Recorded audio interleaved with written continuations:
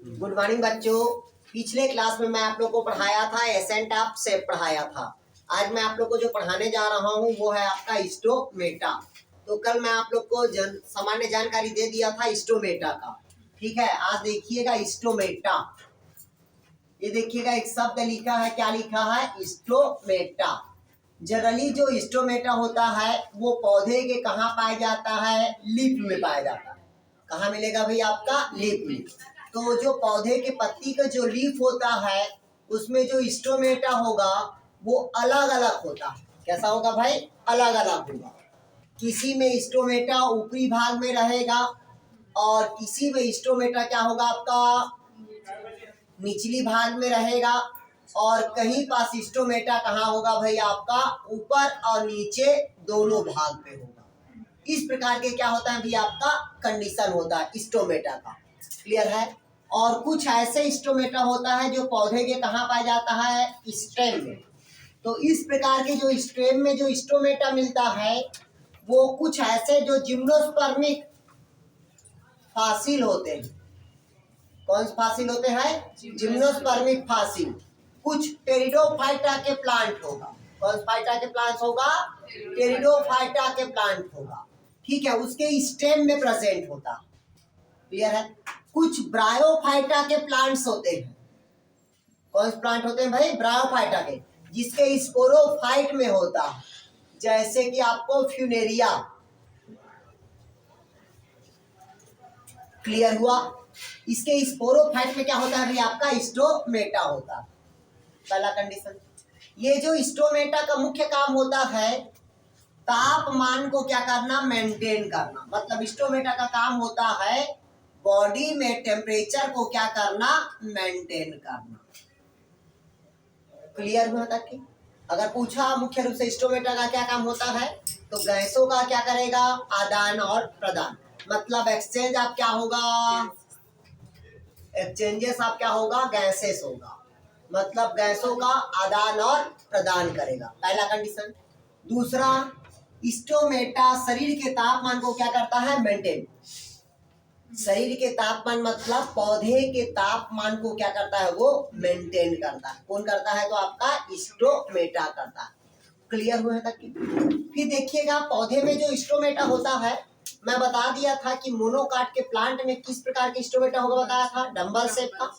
और जो डाइकाट के प्लांट में किस शेप का बताया था मैं आप लोग को? किडनी शेप बता दी। मतलब दो प्रकार के शेप बता दिया था आपको स्टोमेटा को यार। क्लियर हुआ तक के? आगे समझ यहाँ तक के?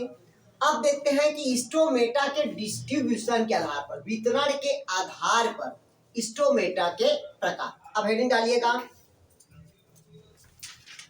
डिस्ट्रीब्यूशन मतलब वितरण के आधार पर स्टोमेटा के प्रकार। मिटा दूं इसको, अभी लिखवा रहे हैं, अभी टेंशन मत लो। अभी ये जो लिख रहे हैं अभी ना, ये डिस्ट्रीब्यूशन के आधार पर ही पढ़ा रहे हैं अभी। किसमें ऊपर में ज्यादा है, किसमें कम है। ठीक, कौन 12 घंटा खुलता है, कौन 24 घंटा खुलता है।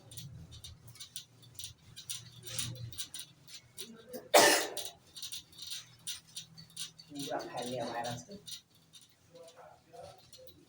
अब देखते हैं डिस्ट्रीब्यूशन ऑफ स्टोमेटा मतलब किसके आधार पर करता है भाई? आपका डिस्ट्रीब्यूशन के आधार पर। डिस्ट्रीब्यूशन मतलब वितरण के आधार पर। तो पहला लिखिएगा सेब एवं शहतूत प्रकार के, एप्पल एंड मलबरी टाइप। क्या कहता है भाई? आपका एप्पल एंड मलबरी टाइप। मतलब देखिएगा एप्पल एंड मलबरी टाइप मतलब पहला क्या होता है? सेब एवं शहतूत प्रकार का। किस प्रकार का होता है भाई? आपका सेब और शहतूत प्रकार का होगा। इधर ध्यान समझिएगा। एप्पल और जो मलबरी टाइप का अगर स्टोमेटा होगा तो इधर समझिएगा, इस प्रकार के पौधे के पत्ती के केवल निचली सतह पर पाया जाता है स्टोमेटा। ध्यान समझिएगा, केवल पौधे के पत्ती के कौन सतह पर होगा? निचली सतह पर स्टोमेटा होगा। उस प्रकार के स्टोमेटा को हम क्या कहेंगे? एप्पल एंड मलबरी टाइप का स्टोमेटा कहते हैं। क्लियर हुआ? इसका एग्जाम्पल होता है आपका सेव। सेव मतलब क्या होगा? आपका एप्पल। दूसरा क्या होगा? आपका आड़ू होगा। क्या होगा? आपका आड़ू। और तीसरा होगा आपका वालनट होगा, अखरोट। क्लियर हुआ? अगर आपसे पूछा एप्पल एंड मलबरी टाइप का स्टोमेटा क्या है, तो केवल पौधे के कहाँ मिलता है, आपका निचली हिस्सा पर मिलेगा। एग्जाम्पल कौन होगा आपका, एप्पल, आड़ू और वालनट होगा। क्लियर है तक के। दूसरा टाइप लिखिए आप, दूसरा टाइप लिखा है आपका आलू प्रकार के। आलू मतलब होता है पोटैटो टाइप। सेकंड नंबर लिखिएगा पोटैटो टाइप, लिखिएगा।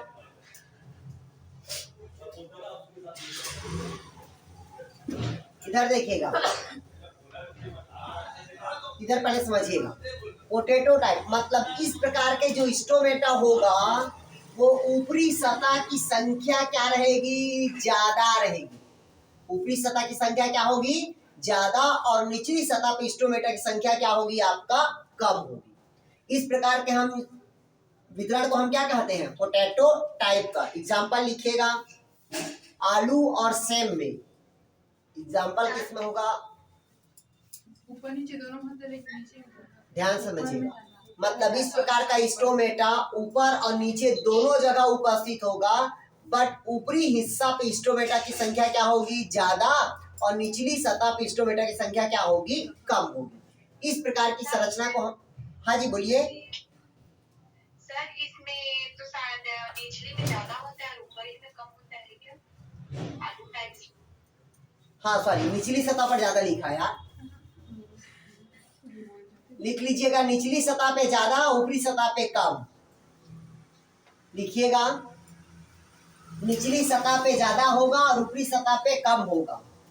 क्लियर है। लोअर साइड में लिखिएगा हाई और अपर साइड में लिखिएगा आपका लो। क्लियर हुआ किस प्रकार का होगा इसमें, आलू टाइप में। क्लियर हुआ। तीसरा लिखिएगा आपका ओट टाइप का। ओट मतलब जय प्रकार का। तीसरा लिखिएगा ओट टाइप या जय प्रकार का यार। क्लियर है। चलिए लिखिएगा ओट या जय प्रकार में। इधर देखिएगा ओट या ओट टाइप में या जय प्रकार में इस प्रकार के जो स्टोमेटा होगा, इधर देखिएगा इस प्रकार के जो स्टोमेटा होगा वो ऊपरी सतह पर और निचली सतह पर इसकी संख्या क्या होगी, बराबर होगी। जहां पास स्टोमेटा की संख्या बराबर होगी ऊपरी और निचली सतह पे, उसे हम क्या कहते हैं भाई, जय प्रकार के कहेंगे या ओट टाइप का कहेंगे। इसका एग्जाम्पल लिखिएगा। बताया तो आलू और सेम।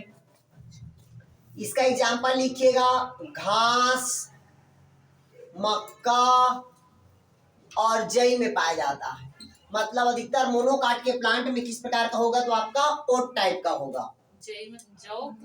वही तो जौ को बोलते हैं। और एकलौता दुनिया का ऐसा प्लांट है जौ का प्लांट जो केवल प्रकाश की उपस्थिति में अंकुरित करता है। एकलौता केवल प्रकाश की उपस्थिति में अंकुरित होगा, बाकी दुनिया का सभी पौधे क्या होता है, प्रकाश की अनुपस्थिति में अंकुरित होता है।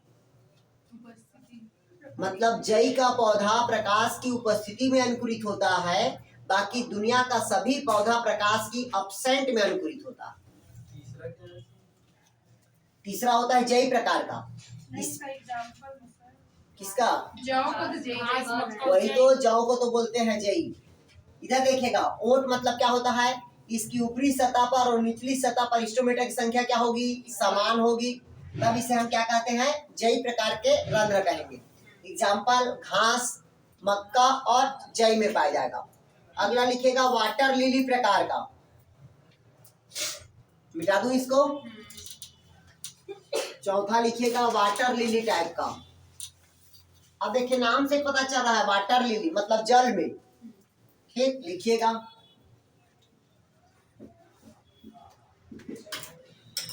Water lily type. तो लिखिएगा इस प्रकार का स्टोमेटा जल, लिखिएगा इस प्रकार का स्टोमेटा जल में पाए जाने वाले पौधों में पाया जाता है।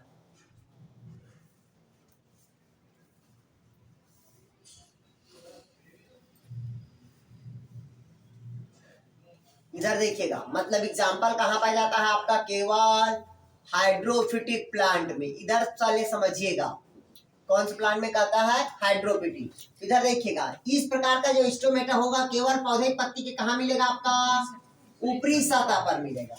कौन सतह पर मिलेगा आपका? ऊपरी सतह पे। तब उसे हम क्या कहते हैं? वाटर लिली कहते हैं। इसी कारण देखिएगा जो पौधा जल में पाया जाता है उसमें वाटर की ट्रांसप्रेशन की दर क्या होती है? कम होती है। क्लियर हुआ? वाटर की ट्रांसप्रेशन की दर क्या होगी भाई आपका? कम होगी। क्लियर हुआ यहाँ तक? क्या आ गया समझ? हो गया? लिख लिए? इसमें लोटस वगैरह भी क्या है? हाँ, मतलब अधिकतर जितना भी फ्लोटिंग प्लांट होगा, फ्लोटिंग मतलब जो पानी के ऊपर भी रहे और पानी में ऐसे तैरता रहेगा, वो सब प्लांट क्या होगा आपका? हाइड्रोफिटिक प्लांट होगा। सिर्फ ऊपर नीचे, हाँ, ऊपर पे ही रहेगा केवल, नीचे नहीं रहेगा। ठीक है, चलिए अगला लिखेगा।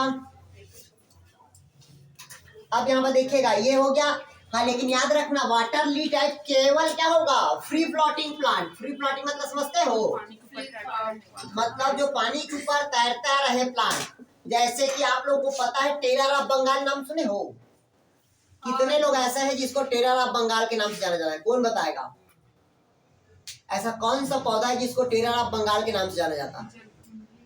गुड। कौन सा पौधा है? जलकुंभी। आप लोग को पता होना चाहिए कलकत्ता की पूरा मछलियां मर गया था, पूरा मछली बर्बाद हो गया था, जिसको कहते हैं अपन टेरर ऑफ बंगाल के नाम से जाना जाता है। ठीक, जिसको कलकत्ता का क्या कहा जाता है? आपका आतंक कहा जाता है। क्लियर हुआ? जलकुंभी, ये देखिएगा ये पूरे जलकुंभी पानी को क्या कर देता है? नष्ट कर देता है। उसके साथ साथ जीव जंतुओं को क्या कर देता है? मार देता है, क्योंकि ऑक्सीजन की वैल्यू को क्या करता है? वो बढ़ा देता है। बीओडी, बीओडी ये देखिएगा बायोलॉजिकल ऑक्सीजन डिमांड, मतलब ऑक्सीजन की डिमांड को क्या करता है? वो बढ़ा देता है। आया समझ? सीओडी मतलब मतलब क्या कहते हैं? कार्बन ऑक्सीजन डिमांड, मतलब ऑक्सीजन की कार्बन डाइऑक्साइड की मात्रा क्या करता है? वो इंक्रीज कर देता है। आया समझ? भाई जहां पास मान लीजिएगा पूरे चारों तरफ को बंद कर देते हैं, यहाँ पास केवल ऑक्सीजन की मात्रा होगी तो क्या हम सर्वाइव कर पाएंगे? क्या नहीं कर पाएंगे। हमारे बॉडी पे एक्सचेंज नहीं हो पाएगा। क्लियर हुआ? इसके दोनों का होना अत्यंत आवश्यक है। आया कुछ समझ? नहीं आया? क्लियर हुआ? नहीं पता तो आप घर के एसी में रहिएगा, पूरे बॉडी आपका पीला पीला दिखने लगेगा या गोरे गोरे दिखने लगेगा। मंत्री लोग को देखो कितने काले रहते हैं, लेकिन पास में कितने गोरे चिट्टे दिखते हैं। क्लियर हुआ? इसीलिए कहते हैं कि ज्यादा एसी पे, अभी तक के कोरोना काल में जितने लोग मरे हैं सब एसी में रहने वाले लोग ही मरे हैं। क्लियर हुआ? ये देखिएगा वाटर लिली टाइप मतलब समझ आ गया। इस प्रकार का स्टोमेटा केवल पौधे के पत्ती के ऊपरी सतह पे मिलेगा, उसे क्या कहते हैं? वाटर लिली टाइप बोलेंगे। एग्जाम्पल कौन होगा आपका? हाइड्रोफिटिक प्लांट।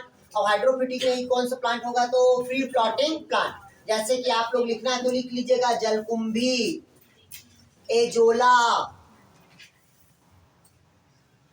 वॉल्फिया,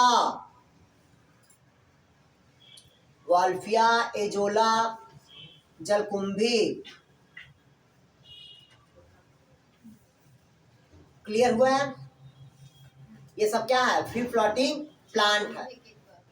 जलकुंभी को कहते हैं आइकोर्निया आइपोमा, उसका बॉटनिकल नेम होता है आइकोर्निया आइपोमा, जिसको टेरर ऑफ बंगाल के नाम से जाना जाता है। क्लियर हुआ यहाँ तक के?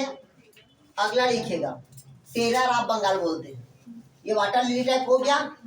अगला लिखिएगा और अगला कहते हैं पोटोमेट्रिजोट। लिखिएगा पोटो मेगाट्रॉन, पोटोमेट्रॉन लिखिएगा, पोटोमेट्रॉन। हाँ, पोटोमेजिट्रॉन बोलते हैं। इधर देखिएगा पोटोमेगिट्रॉन मतलब क्या होता है? ये पौधे का पत्ती होता है। इधर देखिएगा मतलब इसमें क्या होता है? स्टोमेटा जनरली क्या रहता है? एब्सेंट होता है। स्टोमेटा क्या रहता है आपका? एब्सेंट। अगर प्रेजेंट होता भी है तो वो नॉन फंक्शनल होगा। क्या होता है भाई आपका?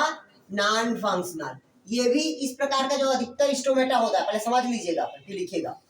देखिए लिखा है पोटोमेट्रॉन।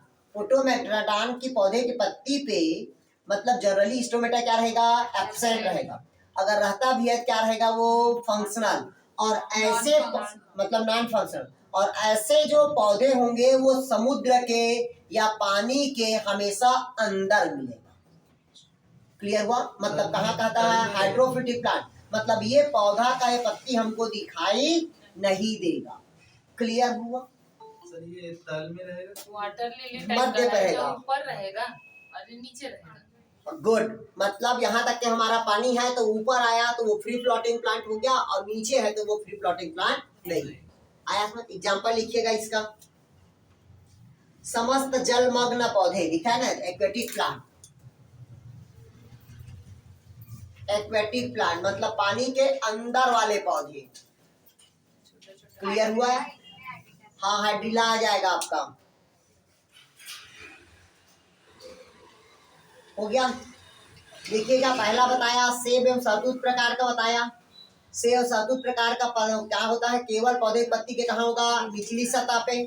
दूसरा क्या बताया, आलू सतह, आलू टाइप का निचली पे क्या होगा बताया, अधिक। ऊपर में क्या बताया, कम। तीसरा क्या बताया, जय प्रकार का, तो दोनों पे होगा, जो समान मात्रा पे होगा। एक वाटर लिली बताया, केवल पत्ती को कहाँ होगा आपका, ऊपरी त्वचा पर पाया जाएगा। अगला क्या बताया, फोटोमेट्रिटान क्या होगा आपका, अभाव रहेगा, ये क्या रहेगा आपका, नॉन फंक्शनल रहेगा। ये किसके आधार पर हो गया, तो स्टोमेटा के वितरण के आधार पर। अब अगला हेडिंग इसका बताया था, एक्वेटिक प्लांट, जितने भी पानी में पाए जाने वाले प्लांट क्या होगा, एक्वेटिक प्लांट होगा। अब लिखिएगा, स्टोमेटा के गति के आधार पर प्रकार, मतलब मूवमेंट के आधार पर स्टोमेटा का।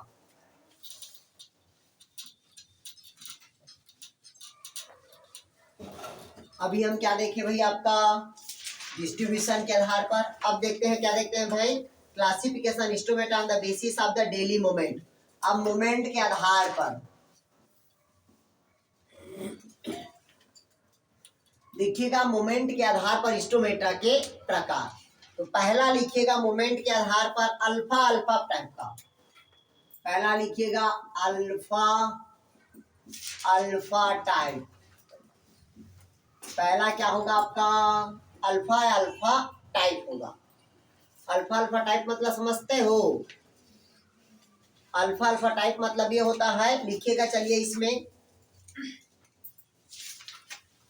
लिखिएगा 24 हावर स्टोमेटा ओपन होता। लिखिएगा, इस प्रकार का स्टोमेटा 24 हावर्स क्या रहेगा, ओपन रहेगा। मतलब 24 घंटा ओपन वाले स्टोमेटा को हम क्या कहेंगे, अल्फा अल्फा टाइप बोलते हैं। एग्जाम्पल लिखिएगा आपका, सरसों, मूली, मटर, सेब, तुलसी। हो गया? लिखे यार, इस प्रकार का स्टोमेटा क्या रहेगा आपका, अल्फा अल्फा होगा, जो कितना घंटा ओपन रहता है, तो आपका 24 हावर्स। क्लियर है तक के? दूसरा लिखिएगा पोटैटो टाइप। हाँ, दूसरा लिखिएगा पोटैटो टाइप। लिखिएगा, सर एग्जांपल में लास्ट क्या लिखा है, तुलसी।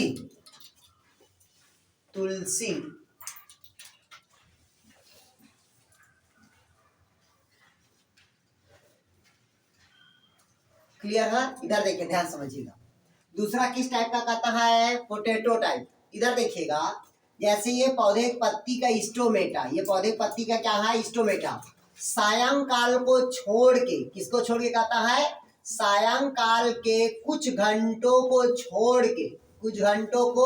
छोड़ के बाकी टाइम क्या रहता है, खुला रहता है।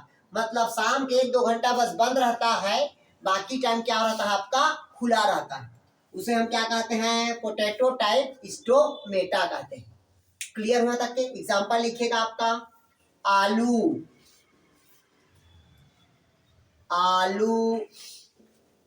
एग्जाम्पल लिखिए, प्याज, लौकी, बंद गोभी। अभी तो सस्ता हो गया बंद गोभी, नवल गोभी को ही बंद गोभी बोलते हैं, पत्ता गोभी अलग है। बोलते हैं ठीक। गोभी ध्यान समझिएगा, एक तो होता है फूल गोभी जो फ्लावर जिसमें रहता है, ठीक। दूसरा होता है नवल गोभी जिसको कहते हैं बंधा गोभी, ठीक, गांठ गोभी बोलते हैं जिसको, ठीक। और एक होता है आपका पत्ता गोभी, पत्ता को नव बंद बोलते हैं। देख लेना, गोभी 3 प्रकार के आता है लेकिन, होता है, ठीक। मतलब 2 जमीन के ऊपर मिलेगा और 1 जमीन के नीचे मिलता है। क्लियर हुआ? वो भी ऊपर ही से रहता है, ठीक है, लेकिन आधा उसको जमीन के अंदर रहता है, ठीक। गठ गोभी और पत्ता गोभी और फूल, हाँ 3 गोभी रहता है, समझ लेना।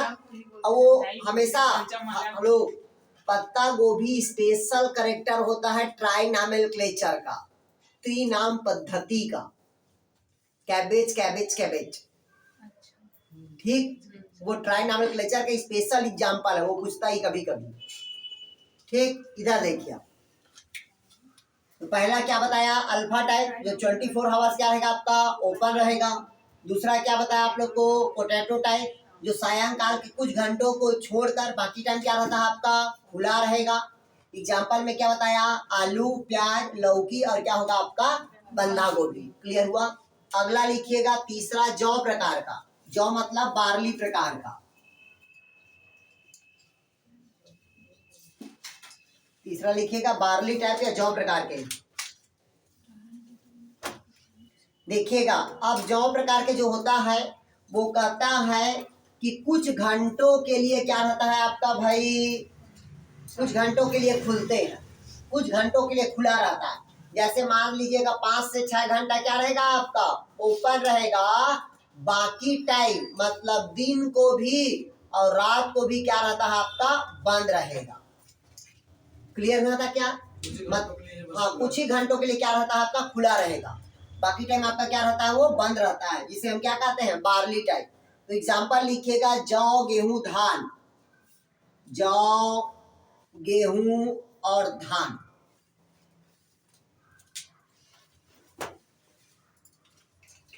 हो गया?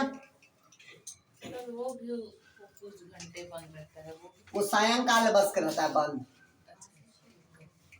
कुछ घंटे खुला रहता है। हाँ, ये कुछ घंटों बंद रहता है, मतलब कुछ घंटों में क्या रहता है, वो खुला रहता है, बाकी टाइम क्या रहता है, बंद रहता है। 3 प्रकार के हैं, तीनों में याद रखना है आप। क्लियर हुआ? आ गया समझ? और अधिकतर प्लांट हमेशा रात में क्या रहता है आपका, बंद रहता है, ये पता होना चाहिए आपको। लेकिन 1-2 प्लांट है जो कैसा रहता है आपका, खुला रहता है, जैसे कि देखिएगा 24 आवर जो खुला रहता है वो पौधा। क्लियर हुआ था क्या? चलिए अब अगला लिखिएगा, स्टोमेटा का खुलना या बंद होना, ठीक। संरचना के कोई मतलब नहीं है, क्योंकि अपने संरचना को क्वेश्चन नहीं पूछता है, डायरेक्ट ओपन और क्लोज के देखते हैं। चलिए हेडिंग डालिएगा, स्टोमेटा का ओपन एंड क्लोज।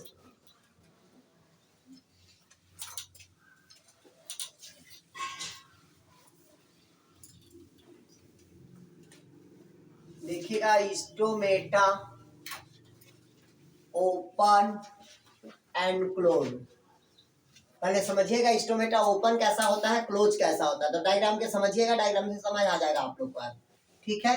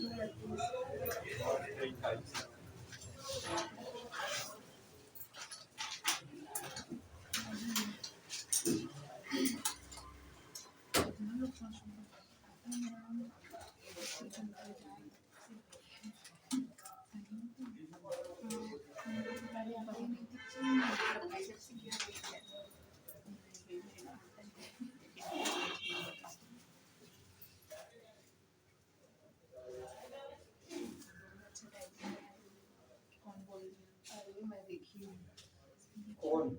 अच्छा सर, मैं बहुत अच्छा धान की पैलेट मेरे सर अपने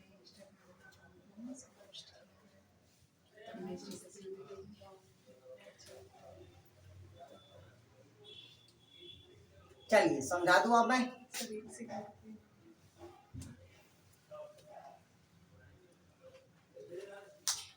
हो गया, बता दे यार, समझा दे। हाँ विनीता के बगल वाली कैसे कितना सालों बाद आ रही हो, कहाँ गायब थी? ऑनलाइन जुड़ती थी क्यों?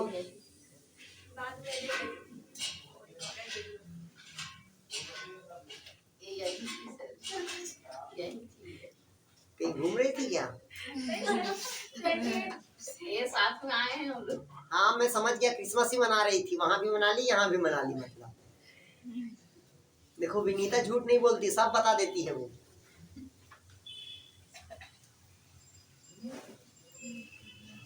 हाँ कुर्रे,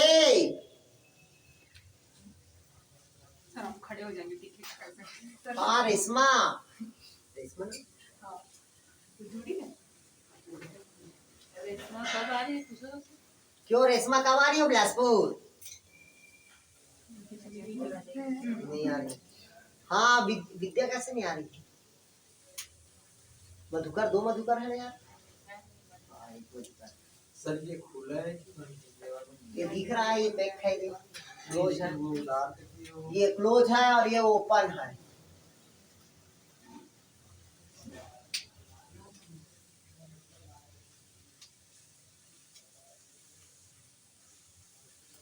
हो गया, बन गया इन्हें। हाँ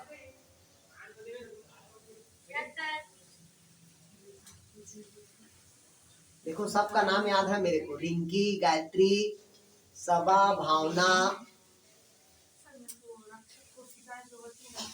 उसी को तो गार्ड सेल बोलते हैं। उसको बताइए ना, समझ में नहीं आता। अब मैं बता रहा हूँ। हाँ नेहा क्या हुआ? शाम को क्लास आना है क्या? नहीं सर, एग्जाम के बारे में पूछ रहे हो, कब तक होगा सर? क्या कब आएगा नोटिफिकेशन?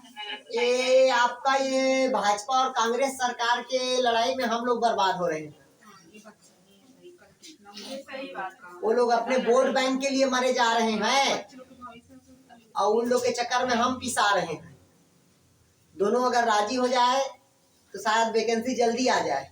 हर टीचर के एग्जाम के लिए ऐसे ही होता है सर। 2019 में निकल जाएगा।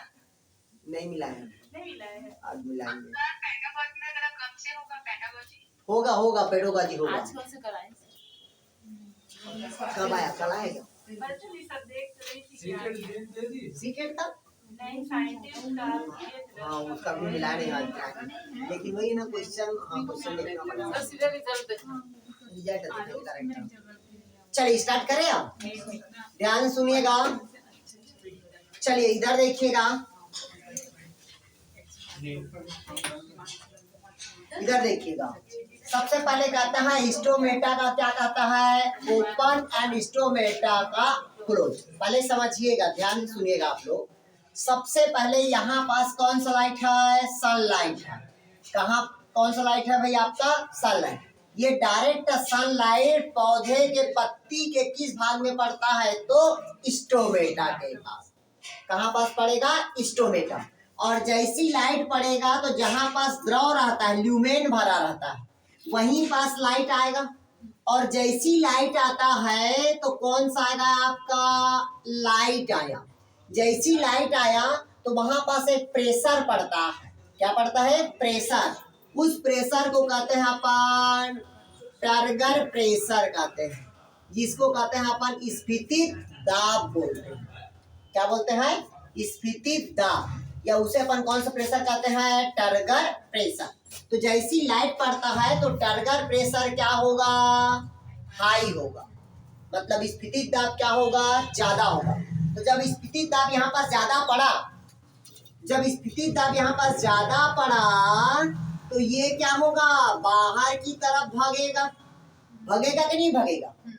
इधर अनुप्रिया ध्यान दो। यहाँ पास कौन सा पड़ा? टर्गर प्रेशर पड़ा। जब यहाँ पास पढ़ेगा टर्गर प्रेशर तो ये अंदर से बाहर की ओर भागा। भागा कि नहीं भागा भाई? जैसे कि ये टर्गर प्रेशर हाई हुआ और इसके जो बॉडी का जो वॉल प्रेशर होगा, कौन सा प्रेशर? बॉडी का वॉल प्रेशर, ये वॉल प्रेशर क्या होगा, लो होगा, तो स्टोमेटा क्या हो जाएगा, ओपन हो जाएगा। जैसे कि ध्यान से समझिएगा, ये अभी बंद है, सनलाइट इधर से पड़ा, मतलब यहाँ पास कौन सा प्रेशर पड़ रहा है, टर्गर प्रेशर, तो ये कौन सा प्रेशर पड़ा, टर्गर प्रेशर, और ये बॉडी का वॉल प्रेशर क्या होगा, कम होगा, फिर स्टोमेटा क्या हो गया, ओपन हो गया। अब इसको निकाल दिए, मतलब सनलाइट अब वापस चला गया, अब इसको निकाल दिए तो टर्गर प्रेशर क्या हो जाएगा, या लो हो जाएगा, और बॉडी का वॉल प्रेशर क्या हो जाएगा, हाई हो जाएगा, तो स्टोमेटा क्या हो जाएगा आपका, क्लोज हो जाएगा। ध्यान से समझिएगा, प्रकाश की उपस्थिति में स्टोमेटा का खुलना या बंद होना संपन्न होती है। प्रकाश की उपस्थिति में स्टोमेटा क्या होगा, ओपन होगा, पहला कंडीशन, और लाइट के एब्सेंट में स्टोमेटा क्या होगा, बंद होगा। लेकिन कुछ ऐसे प्लांट होते हैं जो नाइट में क्या होता है, ओपन होता है, अभी बताएंगे हम उसको। सर ठीक। वो उसको अच्छा जो बीच में जो इंक्रीज हो रहा है वो उससे कुछ नाम अगर है सर? नहीं, उसका कोई नाम नहीं है। ठीक, ये तो पूरे सेल है, ल्यूमेन वाला बताया। अब इधर ध्यान समझिएगा, इधर पहले समझिएगा, मैं जो बता रहा हूँ उसको लिखिएगा, इधर देखिएगा। पहला, स्टोमेटा कब ओपन होता है, ध्यान समझिएगा, ये स्टोमेटा का क्या होता है, ओपन कब होगा, जब कौन सा प्रेशर पढ़ाया मैं, टर्गर प्रेशर क्या बताया मैं आप लोग को, हाई होगा, पहला कंडीशन। दूसरा, उसका वॉल प्रेशर क्या होगा आपका, लो होगा, तो स्टोमेटा क्या होगा आपका, क्लियर हुआ है तक के, आया समझ आया कि नहीं आया। दूसरा कहता है जब टीपी का दाब क्या होगा आपका, लो, मतलब टर्गर प्रेशर क्या होगा आपका, लो, और बॉडी का जो वॉल प्रेशर होगा वो क्या होगा आपका, हाई, तो स्टोमेटा क्या होगा आपका, क्लोज। क्लियर हुआ तक के, पहला पॉइंट समझ आ गया। मतलब ये किसकी उपस्थिति में हो रहा है, तो प्रकाश की उपस्थिति, मतलब प्रकाश की उपस्थिति में स्टोमेटा क्या होगा आपका, ओपन, और लाइट के एब्सेंट में स्टोमेटा क्या होगा आपका, क्लोज होगा, पहला कंडीशन।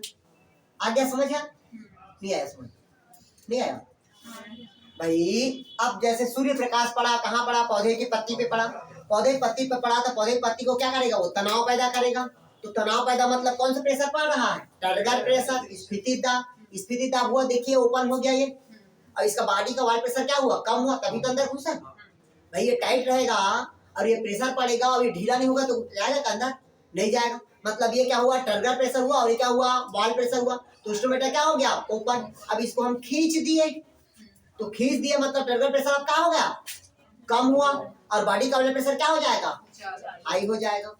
अरे भैया, जब मम्मी प्रेग्नेंट रहती है, तो जब प्रेग्नेंट रहती है तो यूट्रस का सैया बड़ा हो जाता है, क्यों होता है, क्योंकि बच्चे का प्रेशर पड़ रहा है, तो साइज क्या हो रहा है, इंक्रीज हो रहा है, मतलब ऑक्सीटोसिन हार्मोन जिम्मेदार हुआ। लेकिन फैक्ट्री से जब प्रोडक्ट बन के बच्चा बाहर निकल जाता है तो वो साइज धीरे धीरे क्या होता है, कम हो जाता है, और कम होके दिन 7 इंच हो जाता है। नहीं आया समझ, तो उसमें भी एक प्रेशर पड़ा, नहीं आया समझ, क्लियर हुआ, आ गया समझ। तो उसी प्रकार से क्या होता है, स्टोमेटा का खुलना या बंद होना, पहला कंडीशन। दूसरा पॉइंट देखिए ना,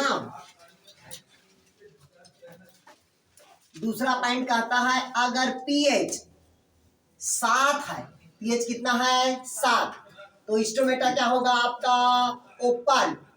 ध्यान समझिएगा, अगर पीएच अगर 5 है तो स्टोमेटा क्या होगा आपका, क्लोज।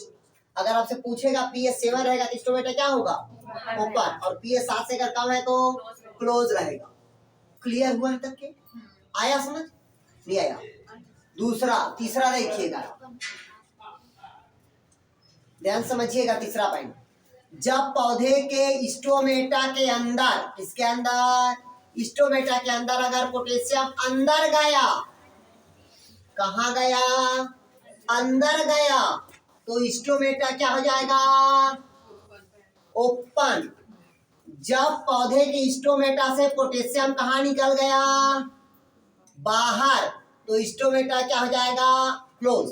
क्वेश्चन पूछा ऐसे कौन सा तत्व है या कौन सा एलिमेंट है जिसकी उपस्थिति स्टोमेटा ओपन होता है, क्लोज होता है। कौन सा तत्व होगा आपका? पोटेशियम। क्लियर हुआ है तक? आगे बढ़े, ध्यान समझिएगा। पौधे के पत्ती की स्टोमेटा के अंदर क्या अंदर गया? पोटेशियम। और पोटेशियम अंदर कब जाएगा? ब्लड प्रेशर ज्यादा होगा। मतलब प्रकाश की उपस्थिति में जब वाटर का एब्जॉर्प्शन होगा तो एलिमेंट तत्व कहाँ जाएगा? पौधे की पत्ती के पास जाएगा। तो स्टोमेटा क्या होगा? ओपन। और प्रकाश नहीं है तो एब्जॉर्प्शन क्या होगा? कम होगा। आया समझ? तो ये कौन सा तत्व जिम्मेदार होता है आपका? पोटेशियम। क्लियर हो सकते? आ गया समझ? आ सकते? लाइट रहता तो जाता है, नहीं रहता तो वापस आ जाता है। वापिस नहीं आता है, हाँ मतलब स्लो बंद हो जाता है हो सर। गया। ठीक, क्लियर हुआ? चौथा देखिएगा आप,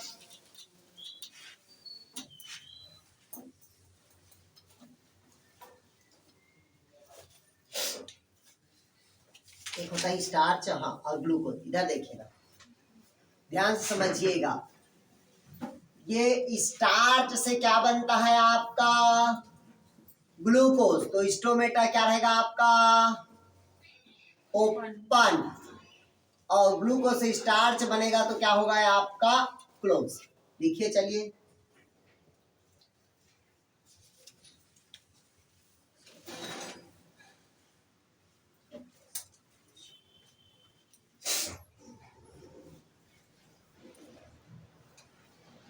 हो गया।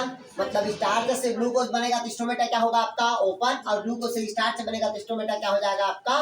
क्लोज हो जाएगा। क्लियर? सर जो पीएच वाला बताएं तो पीएच जब 7 रहेगा तभी खुलेगा या फिर उससे ज्यादा रहेगा क्षारीय होगा? यही है, स्टार्च से ग्लूकोज बनता मतलब पीएच कितना होगा? 7। और ग्लूकोज से स्टार्च बनता पीएच कितना होगा आपका? 5। कहने का मतलब ये है कि कम ज्यादा नहीं तभी, हो सकता सर। अरे 7 से ऊपर है तभी स्टोमेटा क्या होगा? ओपन होगा। और 7 से कम है तो स्टोमेटा हमेशा क्लोज होगा। मतलब क्षारीय होगा तो होगा और अम्लीय वही है भाई, उदासीन रहेगा तब भी स्टोमेटा ओपन होगा। ठीक, क्षार रहेगा तब भी स्टोमेटा क्या होगा? ओपन। लेकिन एसिडिक नेचर रहेगा तो स्टोमेटा ओपन नहीं होगा। इस कारण फैक्ट्री के पास पाए जाने वाले पौधे में एसिडिक नेचर ज्यादा होता है, डस्ट ज्यादा होता है, इस कारण लोग का स्टोमेटा बंद रहता है। आया समझ? इस कारण वो मुरझाया हुआ दिखता है। आया समझ? नहीं आया? नहीं पता तो आप 5 दिन ठंडे पानी से चेहरा को धो लो और आप 5 दिन गर्म पानी से चेहरा को धो लो तो सुंदरता किसके चेहरा में ज्यादा दिखेगा? गर्म पानी में। क्यों? क्योंकि इसके जो जितने चेहरा का जो छिद्र होता है वो ओपन होगा, और ओपन होगा तो चेहरा खिलता है। आया समझ? इस कारण जो मसाज कराते हो या पप को जो क्या क्या कराते हो आप लोग चेहरा पे, वो सब में क्या करते हैं? भाप देते हैं ताकि छिद्र क्या होता है? ओपन होता है और डस्ट क्या हो जाता है? बाहर आता। आया समझ? इसलिए गोरापन का वो राज है। नहीं आया समझ? क्लियर हुआ यहाँ तक के?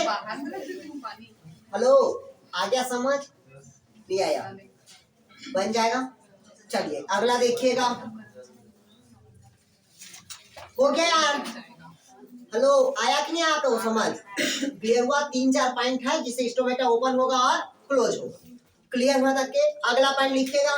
अब इसको प्रभावित करने वाले कारक नहीं बता रहे हैं, सबको पता है एक्सटर्नल और इंटरनल फैक्टर होता है। अब अगला एक शब्द लिखिएगा, गटेशन। गटेशन मतलब होता है बिंदुस्त्रावण। सर बारहवीं में नहीं था ये सब, 12th का ही तो है। 12th का नहीं है, कॉलेज का है, लेकिन फाइनल ईयर उसमें का। हाँ। अगला लिखिएगा गटेशन। फोर्स नहीं करा। हाँ, इधर देखिएगा गटेशन क्या होता है? गटेशन मतलब हिंदी में कहते हैं इसको बिंदुस्त्रावण। अभी तक के पौधे के पत्ती से जल किस रूप में बाहर निकल रहा था? वेपर के रूप में। अब कहता है कि पौधे के पत्ती से जल का बूंद के रूप में बाहर निकलना, वो कहलाता है गटेशन। मतलब वाटर का किस रूप में बाहर निकलना? ड्रॉप के रूप में क्या निकलना? आउट होना, बाहर होना। ये क्या कहलाता है आपका? गटेशन कहलाता है। लिखिएगा बिंदुस्त्रावण। मतलब पौधे के पत्ती के किनारे भाग से जल का बूंद के रूप में बाहर निकलना गटेशन कहलाता है। एग्जाम्पल में लिखिएगा नास्टरसियम और दूसरा जई का प्लांट होता है। इसको हिंदी क्या बोलते हैं? बार्ली या जौ। अरे नहीं पता तो लिख लो भाई, चलो टमाटर। नहीं, अगर वो आ गया तो हाँ तो नास्टरसियम ही सर बोलते घास हैं। भी हो सकता है हाँ घास भी होता है, क्योंकि उसमें ज्यादा ठंड है। कैमलियो घास में ज्यादा देखने को मिलता है। चलिए इसका संरचना समझा दूं अब मैं इसको, इसका डायग्राम को समझिएगा ना यार।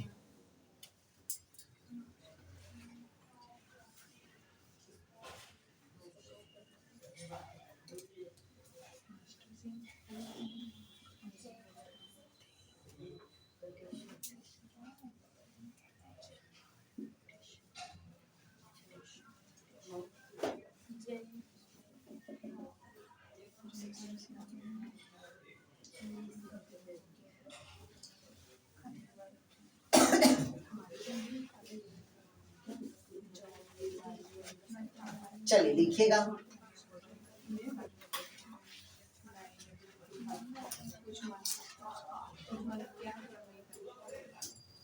चलिए समझा दूं अब मैं इसको, ध्यान से समझिएगा भाई।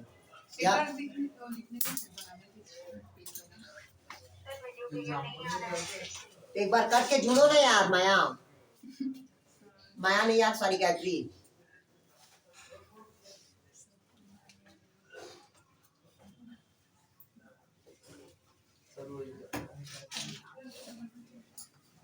मैं पहले बता दिया हूँ भाई, 2 दिन मैं आप लोग को छुट्टी दूंगा, मतलब दूंगा 9 और 10 तारीख को। अभी तो था सर इतना। सर 3 दिन हो जाएगा ना, 8, 9, 10। तो संडे को लूंगा ना क्लास में, और उसका भरपाई करूंगा ना संडे का। क्या हो गया नेहा?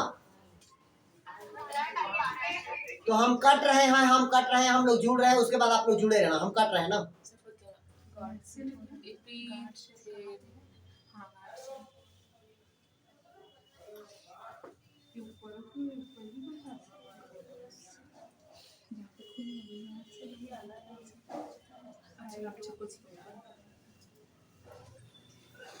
अरे यार तो ग्रुप हमारा कहाँ चला गया यार, कितना नीचे में है ग्रुप यार।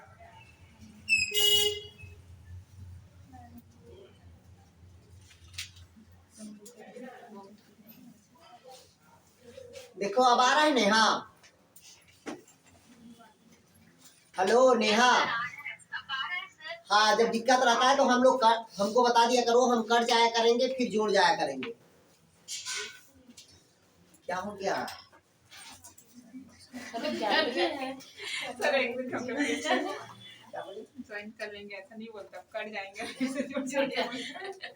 इधर देखिएगा, अगला क्या कहता है भाई आपका गटेशन मतलब होता है बिंदु स्रावन। मतलब किसी भी पौधे के पत्ती से जल का बूंद के रूप में बाहर निकलना क्या कहलाएगा? गटेशन कहलाता, जिसको हम क्या कहते हैं? बिंदु स्रावन। कौन से पौधे में देखने को मिला है? सबसे पहले नास्टरसिया। दूसरा कौन सा पौधा है आपका? बार्ली मतलब जौ। कितने लोग ऐसे जो बार्ली का पौधा नहीं देखे? हाथ खड़ा करो। जौ देखे हो ना? नहीं देखे होगे तो जिसका शादी नहीं हुआ है उस दिन देख लेना। आजकल नहीं लगाते हैं सर। लगाते हैं, हमारे में तो लगाए थे, ऐसे मटका में ऐसे लगाते हैं। इधर देखिएगा। हेलो छोड़िए वो सब, हेलो इधर ध्यान दो। ये देखिएगा, ये पौधे का पत्ती का क्या किए? सेक्शन कटिंग काटे। क्या काटे? Section cutting. मतलब पौधे के पत्ती से जल जिस जगह से बाहर निकलता है, मतलब वो ड्रॉप के रूप में बाहर निकलता है, वो कौन सा जगह है? तो हाइड्रोथोर। अगर क्वेश्चन पूछा आपसे कि गटेशन में पौधे के पत्ती से किस भाग से जल बाहर निकलता है, तो वो कौन सा जगह होगा आपका? हाइड्रोथोर। क्लियर हुआ यहाँ तक? हाइड्रोथोर लिख लिए। दूसरा पॉइंट देखिएगा, इस हाइड्रोथोर के जगह से जल बूंद के रूप में बाहर निकलता। क्लियर हुआ तक के? दूसरा मतलब जिस जगह पे जल संग्रहित होता है, जिस जगह पे जल क्या होता है? संग्रहित होता है, वो जगह को क्या कहते हैं? इपीथेम कहते हैं। यहाँ पास की कोशिकाएं लूज अरेंजमेंट होता है। लिखिएगा इस जगह पे जल संग्रहित होता है, एपिथेम की जगह पे लिखिएगा, एपिथेम के जगह पे जल संग्रहित होता है और लूज व्यवस्थित क्रम में होता है, लूज अरेंजमेंट होता है। लिखिएगा लूज अरेंजमेंट होता है।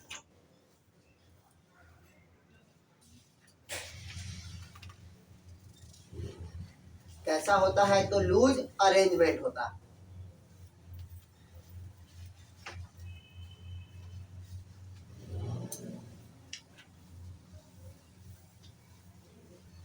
हो गया यहाँ तक के। अब हेडिंग डालिएगा, हेडिंग डालिए वाष्पोत्सर्जन की दर को मापने का यंत्र। ये हो गया। हाँ ये हो गया। बस एक तो और लिख लो यार, ब्लीडिंग लिख लो, ब्लीडिंग। हाँ एक अगला पॉइंट लिखिए इसमें, ब्लीडिंग। जैसे गटेशन है ना, वैसे लिखिएगा ब्लीडिंग।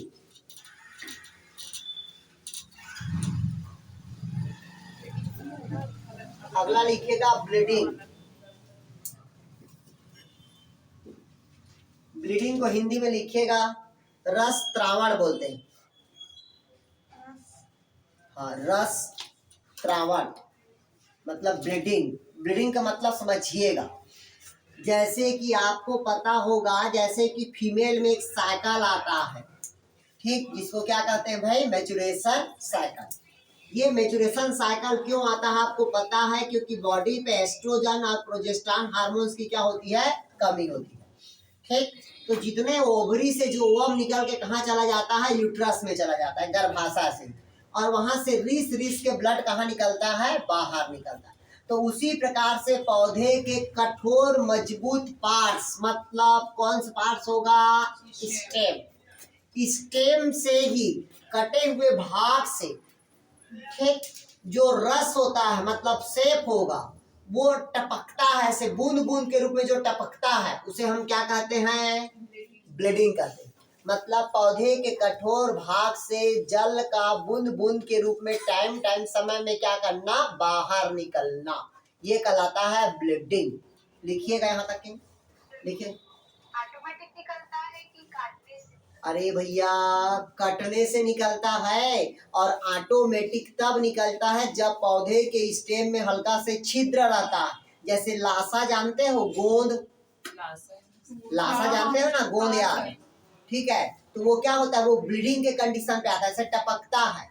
लेकिन सर उसमें पानी तो नहीं होता है ना, वो तो रस है, वैक्यूल्स में भरा होता है, सेकेंडरी मेटाबॉलिज्म के दौरान निकलता है।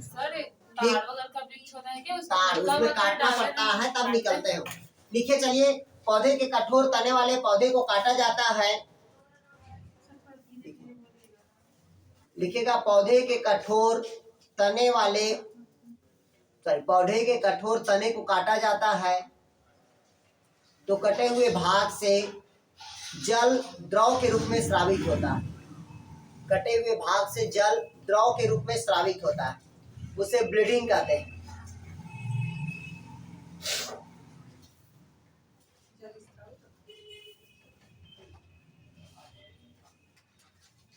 हो गया?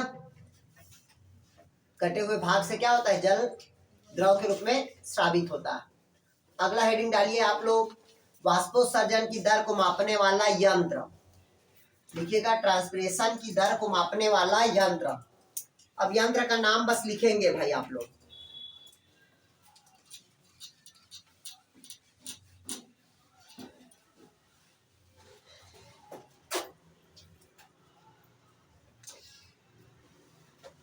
हो गया? अब पहला लिखिएगा गैनांग फोटोमीटर। पहला क्या होगा भाई? गैनांग फोटोमीटर। ये रेस्पिरेशन की दर को मापा जाता है। दूसरा होता है आपका फार्मर फोटोमीटर।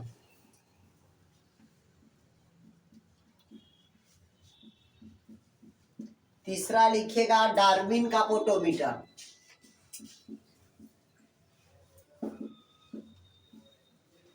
डार्विन फोटोमीटर,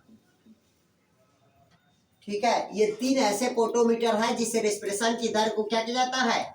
ज्ञात, रेस्पिरेशन नहीं यार, फोटो रेस्पिरेशन की दर को जो रेस्पिरेशन नापते हैं वो तो गैरमान रेस्पिरोमीटर होगा, और ये पोटोमीटर है जिससे ट्रांसपिरेशन की दर को ज्ञात किया जाता है। किसके दर को ज्ञात किया जाता है? ट्रांसपिरेशन। ट्रांसपिरेशन मतलब वाष्पोत्सर्जन की दर को ज्ञात किया जाता है। क्लियर हुआ आप लोग का? अब आप लोग अगला टॉपिक लिखिएगा,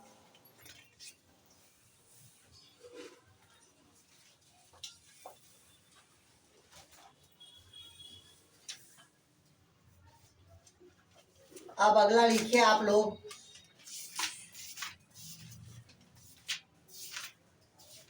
एक टॉपिक मैं पढ़ाता हूँ, फिर खनिज पोषण को पढ़ाता हूँ। ठीक, या खनिज पोषण को पढ़ा दे, छोटा है वो टॉपिक। चलिए अगला टॉपिक लिखिए आप लोग, पौधों में खनिज पोषण। हाँ, ये टॉपिक रेस्पिरेशन वाला खत्म हो गया। अब हेडिंग डाल लीजिएगा, ये मोस्ट इंपॉर्टेंट टॉपिक है, मिनरल न्यूट्रिशन इन प्लांट्स। दिया है क्या? वही ठीक है, उसी से पढ़ाएंगे 17 टाइप का। अगला लिखिएगा मिनरल न्यूट्रिशन इन प्लांट्स। लिखिएगा मिनरल न्यूट्रिशन इन प्लांट्स। लिख लिए? क्या लिखिए भाई आप लोग? Mineral nutrition in plants.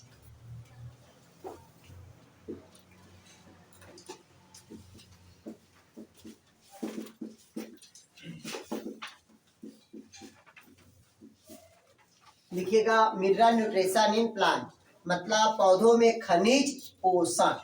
तो अब सबसे पहले मैं इसका कहानी सुना दूं 5 मिनट, कैसे पता चला कि पौधों में खनिज पोषण है? सुना दूं? ध्यान से सुनिएगा।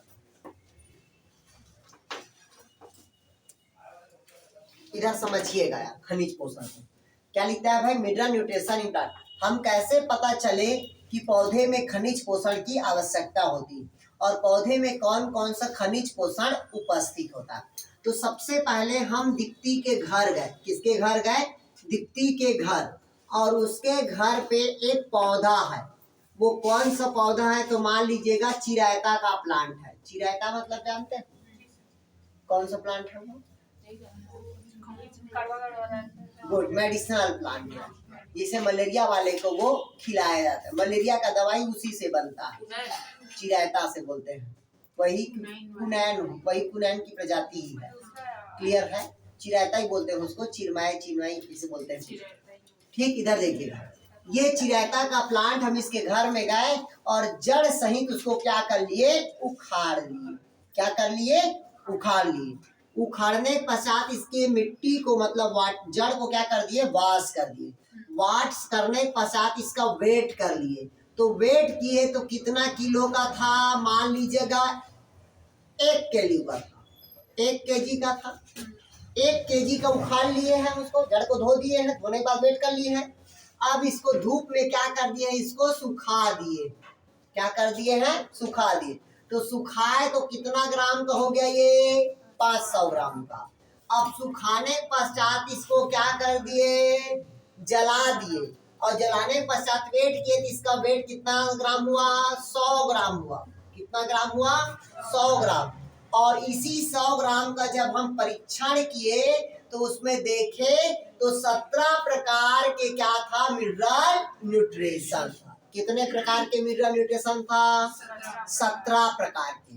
ध्यान समझिएगा, मतलब रहता है मिट्टी पे या सॉइल पे 60 प्रकार के 60 प्रकार के 60 प्रकार के तत्व होता है।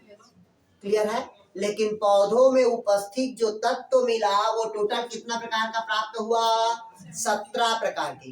ये 17 प्रकार के जो तत्व को प्राप्त किया तो उन्होंने देखा कि कुछ की संख्या ज्यादा था, कुछ की संख्या कम, मतलब उसकी मात्रा ज्यादा थी और किसी की मात्रा कम थी। तो जिसकी मात्रा ज्यादा थी, मतलब ज्यादा कितने की मात्रा थी? 9 की। और जिसकी मात्रा ज्यादा थी उसको क्या कह दिया उन्होंने? मैक्रो न्यूट्रेंट बोल दिया। क्या कह दिया उन्होंने? उनको मैक्रो न्यूट्रेंट। और जो कम मात्रा में था उसको कह दिया उन्होंने माइक्रो न्यूट्रेंट कह दिया। मतलब एक को कह दिया आपका दीर्घ तत्व और दूसरा को कह दिया आपका लघु तत्व। दीर्घ मतलब होता है आवश्यक तत्व और क्या होता है आपका? माइक्रो न्यूट्रिएंट को क्या कह दिया उन्होंने? आपका अनावश्यक तत्व। क्लियर हुआ? मतलब इसको नाम दे दिया उन्होंने दीर्घ नाम दे दिया, और इसका नाम उन्होंने क्या दे दिया? आपका लघु तत्व दिया। मतलब कुल मिला के पौधे में कितने प्रकार के मिनरल न्यूट्रिशन हुआ? 17 प्रकार के मिनरल न्यूट्रिशन, जो पौधे के लिए क्या था? आपका उपयोगी था। बाकी मिनरल न्यूट्रिशन पौधे के लिए उपयोगी नहीं था। क्लियर हुआ यहाँ तक के? डाउट कहीं पास या? अब इसमें से देखिएगा, ये क्लियर हुआ था क्या? अब पौधे में कौन कौन सा तत्व उपस्थित था? उन्होंने इसीलिए कह दिया था कि जो मैक्रोन्यूट्रिएंट है उसको कह दिया था नॉन मेटल बोल दिया था, और माइक्रोन्यूट्रिएंट को उन्होंने क्या कह दिया था? मेटल कह दिया। ये अभी समझाऊंगा, टेंशन मत लीजिए। मेटल कौन है, नॉन मेटल कौन, सब बता दूंगा मैं आपको। पहले याद रखिएगा, इसमें 17 प्रकार के क्या है? आपका न्यूट्रिशन था। 2 सूक्ष्म आवश्यक तत्व, मतलब क्या होता है? दीर्घ आवश्यक तत्व, और दूसरा क्या होता है? आपका सूक्ष्म आवश्यक तत्व। और जितने भी तत्व होता है वो सभी तत्व जल में क्या है? आपका घुलनशील। क्लियर है तक के? यहाँ तक के समझ आया? आ गया? आ गया? अभी लिखो, अभी समझा नहीं है इसको, अभी सिर्फ नाम बताए हैं कि कहानी है ये। आया समझ? मतलब एक पौधे पे हम परीक्षण किए तो हमको इतने प्रकार के तत्व प्राप्त हुआ। तो उसी प्रकार से एक और लिखेगा हाइड्रोपोनिक्स। लिखेगा हाइड्रोपोनिक्स, मतलब जल में उगने वाले पौधे को हम हाइड्रोपोनिक्स कहते हैं। लिखिएगा हाइड्रोपोनिक्स, इसी का है ना अभी? हाँ, उसको लिख लीजिएगा हाइड्रोपोनिक्स क्या है। तो लिखिएगा जल में उगने वाले पौधे को हम क्या कहते हैं भाई? हाइड्रोपोनिक्स कहते हैं। सर इसको, ये तो एक क्रिया है ना सर? हाँ, बता रहे हैं। हाइड्रोपोनिक्स मतलब क्या होता है, इधर समझिएगा। विथआउट सॉइल, मतलब इसमें मिट्टी का कोई भी कण नहीं रहता, सिर्फ पानी से ही हम पौधे को क्या करते हैं? उगाया जाता है। केवल पानी से जो पौधे को उगाते हैं वो कौन सा प्लांट होगा? आपका हाइड्रोपोनिक्स। जैसे देखिएगा, ये हमारे घर पे मिट्टी की कमी है। हमारे घर पे किसकी कमी है? मिट्टी की कमी है। तो हम इस पाइप को ऐसे क्या कर दिए? छेद कर दिए। क्या कर दिए? छेद कर दिए। और छेद करने के पश्चात इसके निचली हिस्सा पे एक रस्सी लगा के ऐसे बांध दिए। क्लियर हुआ? क्या कर दिए? बांध दिए। और बांधने के पश्चात यहाँ पास हम किसको लगा देंगे? बीज को लगा देंगे। क्या लगा दिए? बीज को लगा देंगे, ताकि बीज का निचला हिस्सा पानी में डूबा रहे। फिर कुछ दिनों के बाद देखते हैं कि वहां से क्या आती है? रूट निकल आती है। क्या निकल आती है? रूट निकल आएगी। और ऊपर की तरफ ऐसे क्या निकल आएगा? स्टेम निकल आएगा। कुछ दिनों के बाद देखते हैं कि वो बड़ा हो जाएगा और फ्लावर लगेगा, और फ्लावर के बाद क्या लगेगा? वो फल लगना स्टार्ट हो जाएगा। मतलब इसमें केवल क्या भरा हुआ है? पानी भरा हुआ। और पानी में सभी प्रकार के मिनरल न्यूट्रिशन क्या है? उपस्थित होता है। इससे सिद्ध हो गया कि जितना भी मिनरल न्यूट्रिशन होता है वो सब पानी में क्या होता है? घुलनशील होता है। इसी कारण घर में देखिएगा जो मनी प्लांट्स लगा है उसमें हर 15 दिन या 10 दिन में पानी को क्या करते हो आप लोग?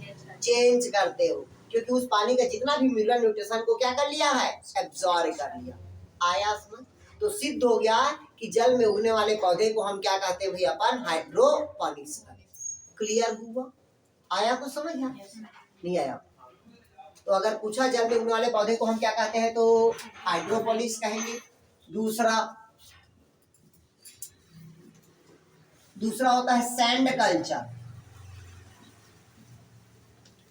दूसरा कौन सा कल्चर कहता है भाई? Sand culture. इधर देखिएगा, एक क्या बात कर रहे तुम लोग दोनों? ठीक। दूसरा कौन सा कल्चर कहता है भाई? आपका सैंड कल्चर। सैंड कल्चर मतलब होता है बालू में उगने वाले। बालू मतलब समझ लो, सुन लो कैसे करते हैं बालू। मस्त नदी जाना, अरपा नदी। अरपा नदी से एक तसला क्या निकाल लेना? रेता निकालना। रेता को बढ़िया तरीका से धो देना, और धोने के पश्चात छोटा छोटा कांच का क्या रखना? पेट्री प्लेट रखना। पेट्री प्लेट में पूरे उसको रख लेना। किसको रख लिए? तो बालू को। बालू को रखने के पश्चात हल्का से मॉइस्चर बना हुआ है, उसमें क्या डाल देना? बीज डाल देना। क्या डाल दोगे? बीज डाल देना। ठीक। और बीज डालने के बाद देखना कि 2 दिन में क्या हो जाएगा? वो अंकुरित हो जाएगा। क्यों? क्योंकि बालू में सभी प्रकार के मिनरल न्यूट्रिशन क्या है? उपस्थित। आया? नदी के बालू में होता है सर, बाकी तो छान अरे जहाँ रेती रहेगा, अरे हमेशा बालू कहाँ मिलेगा? नदी पे और समुद्र पे। और कहीं मिलता है क्या? और कहीं मिलता है क्या? अरे बालू कहाँ से प्राप्त होता है? तो चट्टान से टूटता है तो। और मैं आपको बता देता हूँ, पूरे इंडिया में एक ही जगह ऐसा है, केवल आपका एमपी ऐसा स्टेट है जहां पास चट्टान की मात्रा कम है, केवल बालू का ही चट्टान है। आया समझ?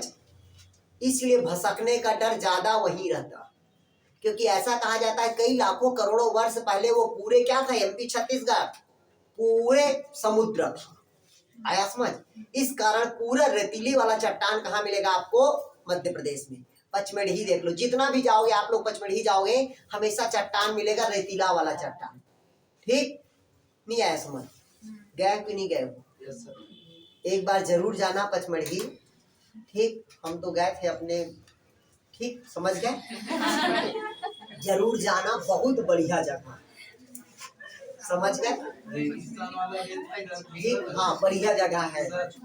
रेगिस्तान वाला दूसरा हाँ वो अलग है, ये अलग है, सबसे बेस्ट जगह है। जरूर घूमने जाना पचमढ़ी एक बार। ठीक है, एक हफ्ता हम रुके थे, बहुत अच्छा था। ठीक, तो आप लोग जरूर जाना एक बार, शादी के बाद जाना या शादी के पहले मौका मिले चल देना। ठीक, इधर देखिए। तो पहला क्या हुआ? हाइड्रोपोनिक्स, जल में उगने वाले पौधे को हम क्या कहते हैं भाई? हाइड्रोपोनिक्स। दूसरा क्या होगा आपका? Sand culture. सैंड कल्चर मतलब बालू वाला, मतलब बालू में उगने वाले पौधे को हम क्या कहते हैं भाई? सैंड कल्चर कहते हैं। क्लियर हुआ? एग्जाम्पल बहुत सारे ऐसे पौधे हैं। आलू देखे हो, बालूच में उगता है।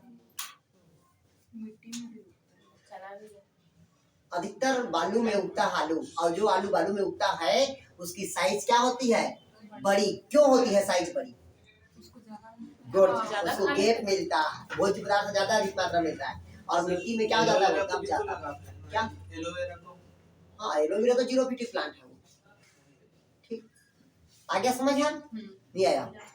क्लियर हुआ? चलिए अब हेडिंग डालिएगा आप लोग, आवश्यक एवं अनावश्यक खनिज तत्व। तो एक तरफ लिखिएगा दीर्घ मात्रक तत्व और दूसरा लघु मात्रक तत्व। चलिए लिखिए भाई, एक तरफ मैक्रोन्यूट्रिएंट लिखिएगा, और मैक्रोन्यूट्रिएंट के अंतर्गत कौन कौन आता है और माइक्रो के अंतर्गत कौन आता है। इधर देखिए, टोटल कितना प्रकार के न्यूट्रिशन बताया मैं आप लोग को? 17 प्रकार के क्या होता है भाई आपका? मिनरल न्यूट्रिशन होता है। कितना प्रकार का होता है? तो 17 प्रकार के। 17 को कितना ग्रुप में बांटा है बताया था? तो 2 ग्रुप में। पहला कौन सा ग्रुप बताया मैं आप लोग को? 9, मतलब वो कौन सा होगा आपका? मैक्रोन्यूट्रिएंट। मैक्रोन्यूट्रिएंट मतलब समझते हो यार? दीर्घ मात्रा तत्व। दीर्घ मात्रा तत्व। और दीर्घ मात्रा तत्व के एग्जाम्पल लिखे आप लोग, carbon, hydrogen, oxygen, nitrogen, phosphorus, calcium, sulphur, calcium, magnesium और क्या है आपका? फेरस। हुआ क्या? 3 3 6 3 10 तो दिखा दे रहा है। तो आपको क्या नाम?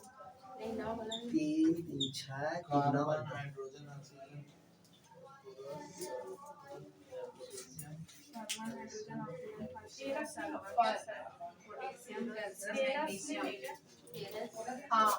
फेरस को बाद में लिया है, लेकिन माइक्रो में एनसीईआरटी में कन्वर्ट किया है उसको।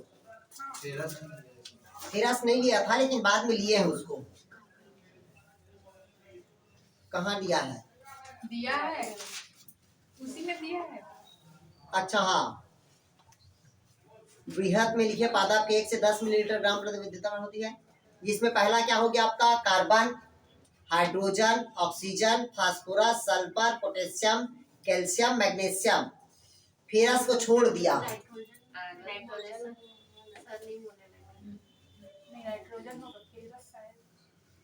कार्बन, हाइड्रोजन, ऑक्सीजन,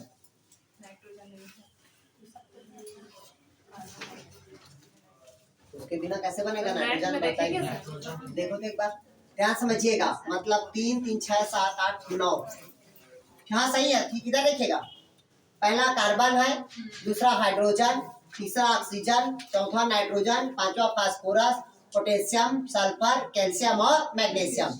ये सभी कौन सा तत्व होगा आपका? मैक्रो न्यूट्रिएंट होगा। मैक्रो मतलब क्या होता है? दीर्घ मात्रा तत्व होगा। फेरस को पहले नहीं लिए थे, लेकिन फेरस को अब लेते हैं। किसके अंतर्गत लेते हैं? तो मैक्रो न्यूट्रिएंट के अंतर्गत। क्लियर है? अभी चेंज करवाऊंगा आपको मैं एक को। ठीक, इधर देखिए, ये हो गया आपका, क्या हुआ? मैक्रो न्यूट्रिएंट हुआ। 8 होता है जिसको हम क्या कहते हैं भाई? अपन माइक्रो न्यूट्रिएंट कहते हैं। क्या कहते हैं भाई? आपका माइक्रो न्यूट्रिएंट कहते हैं। देखो तो नेट में क्या दिया है, इधर देखिए। माइक्रो न्यूट्रिएंट के अंतर्गत पहला होता है आपका, इसके अंतर्गत लौह मतलब फेरस, दूसरा होता है आपका मैग्नीज, तीसरा क्या होगा आपका? मॉलिब्डेनम, चौथा क्या होगा आपका? जिंक, अगला क्या होता है आपका? बोरान, अगला क्या है आपका? क्लोरीन, और अगला क्या है आपका? निकेल, और एक और होता है, हाँ बस इतना ही है। 3 4 5 6 7 8, हाँ ठीक तो हो गया। हाँ इधर देखिए, माइक्रो में क्या क्या होता है? माइक्रो न्यूट्रिएंट में पहला फेरस मतलब लौह तत्व होगा, दूसरा एमएन मतलब मैग्नीज, एमओ मतलब मॉलिब्डेनम, जेडआई मतलब जिंक, बी मतलब बोरान, सीएल मतलब क्लोरीन, एनआई मतलब निकेल। सर इसमें कॉपर, कोबाल्ट, सोडियम, सिलिकॉन दे रहा है। तांबा बचा है सर, तांबा। तांबा मतलब कॉपर ना, सी यू ना, जिंक वहाँ कॉपर बचा है, सी यू। सोडियम हो गया। सिलिकॉन भी दे रहा है, पता नहीं आप सिलिकॉन नहीं था। नया जुड़ा है किसने? नोट करके दो तीन। क्लियर हुआ? इसको अच्छे से याद रखिएगा, मैं पहले बता रहा हूँ। इससे क्वेश्चन पूछता है कौन मतलब दीर्घ मात्रा। क्लोरीन के उधर क्या लिखे हैं? जो क्लोरीन पहला फेरस लिखिए, दूसरा मैग्नीज, तीसरा मॉलिब्डेनम, चौथा जिंक, पांचवा कॉपर, छठवा बोरान, सातवां क्लोरीन और आठवां निकेल। क्लियर हुआ था क्या? ये कौन सा तत्व है आपका? Micro nutrient. ये वाला क्या था आपका? मैक्रो न्यूट्रिएंट, और ये वाला क्या था आपका? Micro nutrient. क्लियर हुआ? दो ऐसे तत्व हुए, पहला क्या हुआ आपका? मैक्रो, और दूसरा आपका क्या होगा? माइक्रो।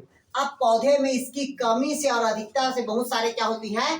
प्रॉब्लम होती है, बीमारी होता है। तो उसी सबको मैं पॉइंट टू पॉइंट लिखवा दे रहा हूँ। ठीक, इसको रटने वाला चीज है भैया।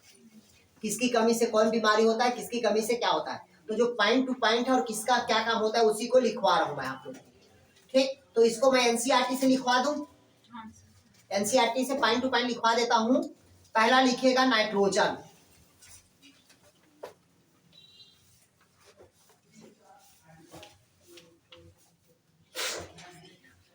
लिखिएगा नाइट्रोजन। तो लिखिएगा पौधों में अधिक मात्रा में पाया जाता है। लिखिएगा पौधों में अधिक मात्रा में नाइट्रोजन पाया जाता है। पौधे में अधिक मात्रा में क्या पाया जाता है भाई? नाइट्रोजन पाया जाता है। पौधे नाइट्रोजन को नाइट्रेट के रूप में ग्रहण करता है। मतलब पौधे नाइट्रोजन को किस रूप में ग्रहण करेगा? तो नाइट्रेट के रूप में।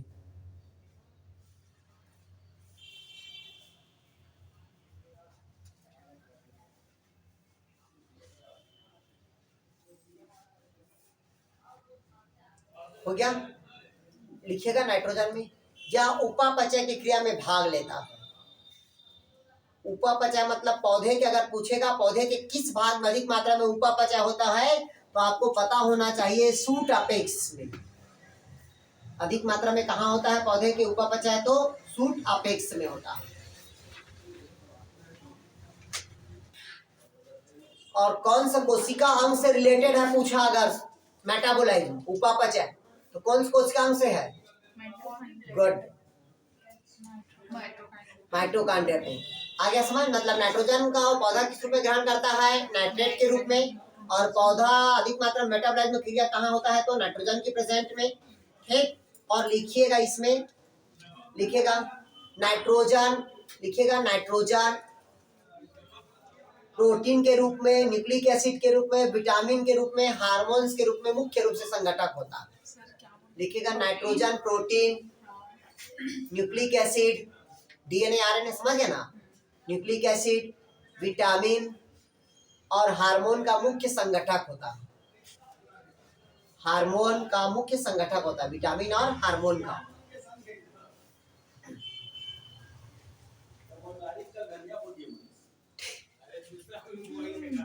ठीक, इधर देखिएगा, ध्यान सुनिएगा। इसी कारण देखिएगा जब किसी पौधे में नाइट्रोजन की कमी होती है। हाँ सर, गुड नमस्कार। Morning everybody. हाँ सर, कुछ बोल रहे हैं आप लोग को। सर का बर्थडे है, 20 कर दीजिएगा आप गुड लोग। Morning everybody. ध्यान सुनिएगा, इधर देखिएगा कितने प्रकार का बताया मैं आप लोग को। माइक्रोन्यूट्रिएंट है 17 प्रकार का, जिसमें से 9 क्या रहेगा आपका बड़ा और 8 क्या रहेगा आपका छोटा। इसमें पहला क्या बताया मैं आप लोग को, नाइट्रोजन। मतलब नाइट्रोजन का क्या काम होता है आपका, मेटाबोलाइज में काम होता है, और न्यूक्लिक एसिड में प्रेजेंट रहेगा, विटामिन में प्रेजेंट रहेगा, और हार्मोन में क्या रहेगा आपका प्रेजेंट रहेगा। एक क्वेश्चन पूछ रहा था मैं आप लोग को, जिस पौधे में नाइट्रोजन की कमी होती है वो कौन से प्लांट होगा? पौधे का नाम कलस्पादप, यूट्रिकुलेरिया। अब ध्यान समझिए, अरे निपेंथिसा, यूट्रिकुलेरिया होता है आपका, ड्रोसेरा होता है। ठीक, ये सब पौधा कौन होता है, इंसेक्टिवोरस प्लांट। तो वो पौधा प्रोड्यूसर है कि कंज्यूमर है कि दोनों है? दोनों है सर। कितने लोग दोनों बोल रहे हैं, प्रोड्यूसर है कंज्यूमर है दोनों है? आठवें गधो, प्रकाश संश्लेषण की जब क्रिया करती है पौधा तो वो कहलाया प्रोड्यूसर, उत्पादक। और जब वो नाइट्रोजन की भरपाई के लिए कीट को खाता है तो कंज्यूमर। मतलब कुल मिला के वो पौधा दोनों है। ठीक, आपको बताता हूँ, अगर कोई अंबिकापुर में रहता होगा तो अंबिकापुर में एक मेरा स्टूडेंट है अभी जो फूड इंस्पेक्टर है। ठीक, एग्रीकल्चर से था वो, मेरे पास पढ़ा था वो। ठीक, और छत्तीसगढ़ में टॉप भी किया था, फर्स्ट रैंक था वो। ठीक, और वो फर्स्ट रैंक, उसका सेकंड रैंक आया था, लेकिन अभी इसी क्वेश्चन पे अटैक लगाया तो उसका फर्स्ट रैंक आया। ठीक, अभी अंबिकापुर में पोस्टिंग, अंबिकापुर के बैकुंठपुर में। नीतीश मिश्रा की नीतीश क्या लिखता है। ठीक, आया समझ? तो यही क्वेश्चन में डाउट था। ठीक, आ गया समझ?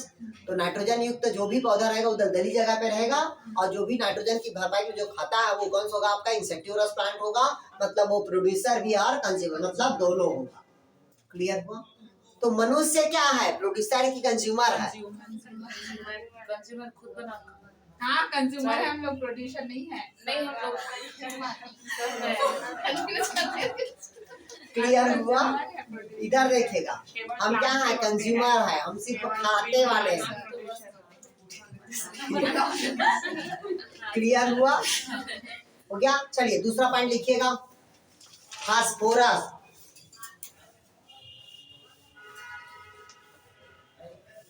लिखिएगा फास्फोरस। लिखिए, पौधे फास्फोरस को फास्फेट के रूप में ग्रहण करता है। कमी का लक्षण लिखवा दीजिए डॉक्टर। किसकी कमी से? नाइट्रोजन की कमी। चलिए कमी से लिखिए, बोला तो यार, जब नाइट्रोजन की कमी होगा तो डीएनए आरएनए का निर्माण नहीं होगा, मेटाबोलाइज की क्रिया नहीं होगी। चलिए इसके कमी से लिख लो भाई, नाइट्रोजन की कमी से लिखिएगा, कोशिका विभाजन की क्रिया नहीं होती, श्वसन की क्रिया नहीं होती। धीरे सर। हाँ चलिए लिखिए, नाइट्रोजन की कमी से लिखिएगा, कोशिका विभाजन की क्रिया नहीं होती, श्वसन की क्रिया नहीं होती।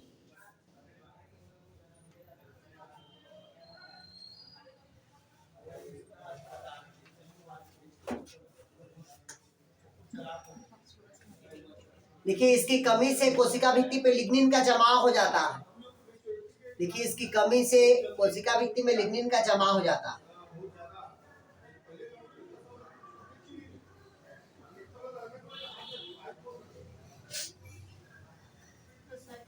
प्लांट के जो नीचे वाला भाग रहता है, कठोर रहता है, जिसको यूज करते हैं पानी वाले में, उसमें लिग्निन और स्पिरिन का ज्यादा रहता है। वहाँ पे नाइट्रोजन की कमी रहती है। क्लियर हुआ था क्या? चलिए दूसरा लिखिएगा आप, दूसरा लिखिएगा फास्फोरस।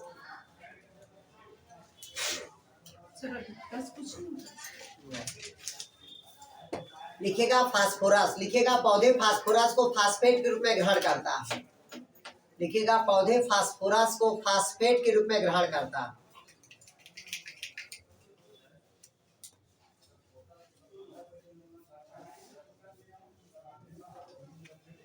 ध्यान सुन लीजिएगा, फास्फोरस का मुख्य रूप से कहाँ कहाँ प्रेजेंट होता है, तो जहां आप लोग एटीपी पढ़ते हो इसमें भी फास्फोरस है, जहाँ NADPH2 पढ़ते हो यहाँ भी फास्फोरस है, जहाँ ADP पढ़ते हो यहाँ भी फास्फोरस है, जहाँ AMP पढ़ते हो वहां पास भी फास्फोरस होता है।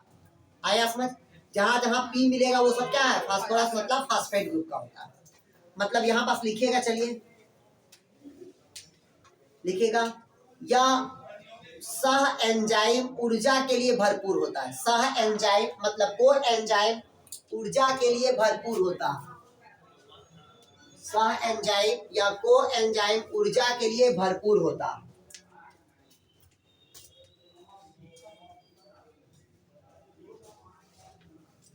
देखिए, यह ऊर्जा स्थानांतरण में सहायक होता है, एनर्जी ट्रांसफर के लिए सहायक होता है।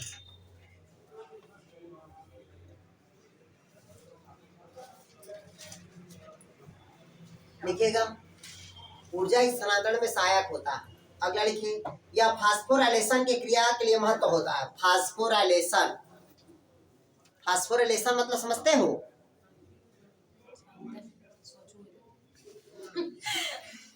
फास्फोरिलेशन मतलब लिख लो भैया, पौधों में श्वसन के लिए आवश्यक होता है। हट रे गधो, फास्फोरिलेशन नहीं पता।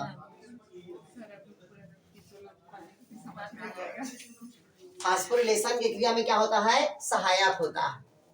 हो गया, लिख लिए यार सबा, गायत्री, नेहा, सुमित्रा, विजय। फास्फोरिलेशन की क्रिया में सहायक होता है, मतलब पौधा भी श्वसन की क्रिया में क्या करता है? भाग लेता है, जिसको कहते हैं फोटो रेस्पिरेशन। इसीलिए गांव में बोलते हैं दादी वादी लोग, बेटा रात के समय पौधे के नीचे मत सोना, क्योंकि रात के समय पौधे भी कार्बन डाइऑक्साइड छोड़ते हैं और ऑक्सीजन खाता है। आया समझ? ठीक, इसलिए कहते हैं जहाँ पास तुलसी का पेड़ हो, रात को सोना है तो तुलसी के पेड़ के बगल में सो जाओ, ठीक, ताकि वो 24 आवर्स उसका इंस्ट्रूमेंट क्या रहता है? होता जाएगा। आया समझ? नहीं आया? इसी कारण देखिएगा, रात में घुटन महसूस होता है। आया समझ? और रात में नींद इसीलिए आता है क्योंकि ऑक्सीजन की क्या होती है? कमी होती है। और दिन को इसलिए नींद नहीं आता क्योंकि ऑक्सीजन की अधिकता होती है। लेकिन विनीता को तो 24 आवर्स नींद आता है।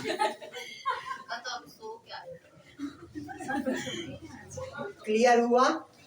आगे समझ? फास्फोरस दूसरा लिखिए, तीसरा इसकी कमी से लिखिएगा। जिसको रात में भी नींद नहीं आता तो वो क्या बेचैनी है वो की, टेंशन है किसी टेंशन मतलब बेचैनी, वही तो बोल रहे हैं। सबसे डिप्रेशन का एक लक्षण है वो, ठीक। और जिसको रात में नींद नहीं आना मतलब डिप्रेशन का लक्षण है। और रात में नींद तभी आएगा जब आप लोग सोने से पहले मोबाइल को आधा एक घंटा फेंक देना दूर, ठीक, तभी नींद आएगा। और सच में अगर मोबाइल, जैसे हमारी मिसेस नहीं थी और मोबाइल हमारे बगल में था तो हम लोग 2 बज जाता था, 3 बज जाता था, नींद नहीं पड़ता था, ठीक। और मोबाइल को ऐसे दूर रख दो तो जल्दी नींद पड़ जाता है, ठीक। आया समझ? चलिए लिखिएगा। अब इसकी कमी से लक्षण लिखिए पहला। इसकी कमी से लक्षण लिखो पहला, लिखिएगा। इसकी कमी से लिखिए, फल परिपक्वन की क्रिया तेजी से होती है। लिखिएगा, फास्फोरस की कमी से फल परिपक्वन की क्रिया तेजी से होती है।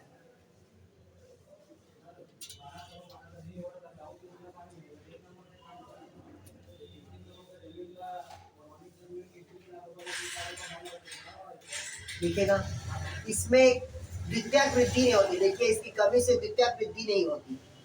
द्वितीयक वृद्धि मतलब समझते हो? Secondary growth. और सेकेंडरी ग्रोथ के लिए कौन जिम्मेदार है यार? मधुकर, कैम्बिया।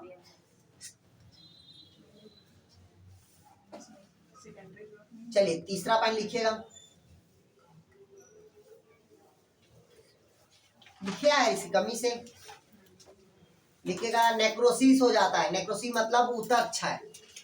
लिखिएगा, फलों का ऊतकक्षय होना। ऊतकक्षय रे, ग्रीन पार्ट्स का नष्ट होना, नेक्रोसिस बोलते हैं। ऊतकी क्षय, टिश्यू का नष्ट होना। फल मतलब छोटा सा पत्ती भी तो पीला पीला हो जाता है ना, उसको क्या बोलते हैं? वो तो विल्गन है, सीएसआर है, वो तो स्क्रैप रोग है। कमी से नहीं। हाँ, कमी से ही है, बताऊंगा अभी से में होता है वो। ऊतकक्षय लिख लिए। चलिए अगला लिखिएगा आप। अब लिखिएगा पोटेशियम।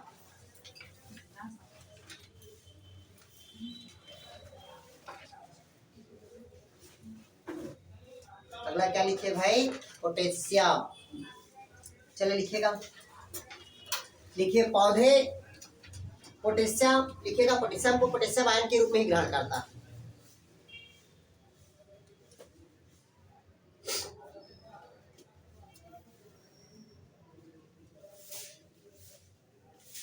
लिख लिए पोटेशियम। लिखिएगा यह स्टोमेटा को ओपन और क्लोज होने करने के लिए जिम्मेदार होता है।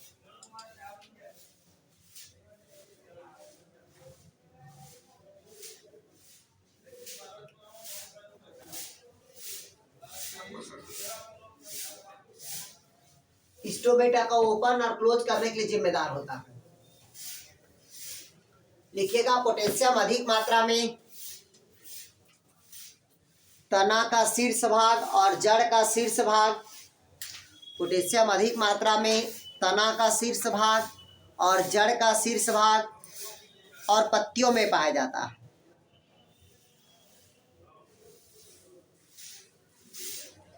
तना के शीर्ष व जड़ के शीर्ष तथा पत्तियों पर पाया जाता है।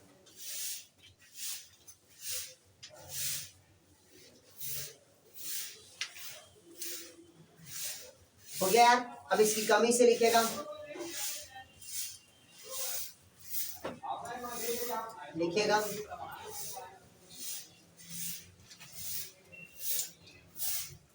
लिखिएगा मलानी रोग होता है। इसकी कमी से लिखिएगा मलानी रोग, पत्तियों में मलानी रोग। लिखिएगा पत्तियों में मलानी रोग होता है।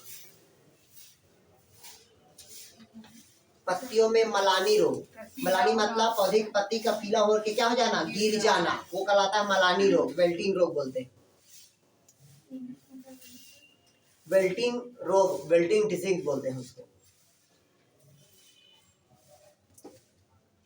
और लिखिएगा पत्तियों का अलग अलग आकार का होना।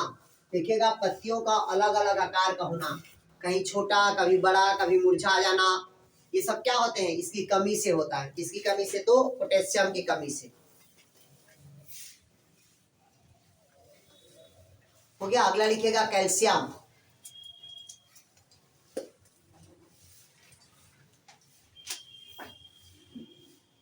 लिखिएगा कैल्शियम। अब पौधा कैल्शियम को किस रूप में ग्रहण करेगा? कैल्शियम के रूप में ग्रहण करेगा। कहां से करेगा? तो साइड से। लिखिएगा चलिए, यह कोशिका भित्ति के लिए जिम्मेदार होता है। कैल्शियम किसके लिए जिम्मेदार होता है? कोशिका भित्ति के लिए। कोशिका भित्ति मतलब सेल वॉल के लिए जिम्मेदार होता है।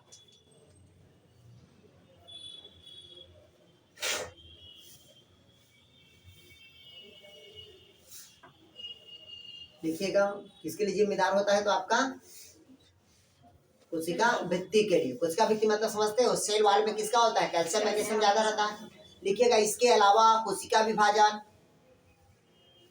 कोशिका विभाजन,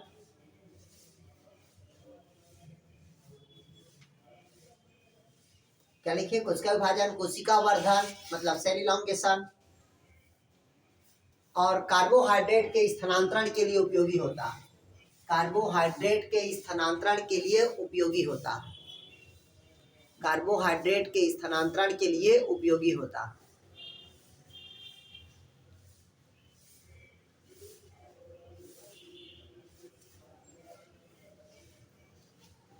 हो गया? पहला लिख लिए, गुड। अब इसकी कमी से लिखिएगा,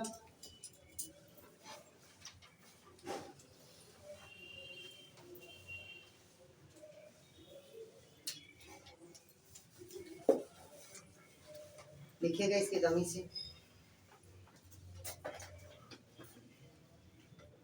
पुष्प का निर्माण रुक जाना। ये सब नहीं पूछता है।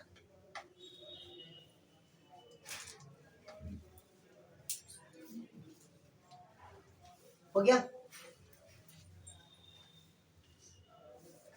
लिखिएगा इसमें एक शब्द लिखिएगा, विषैले ऑक्जेलिक अम्ल को।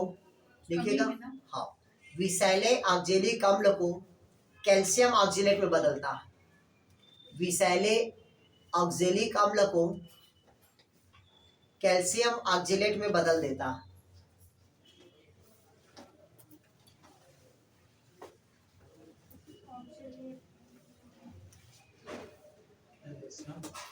कैल्शियम ऑक्जेलेट में बदल देता है।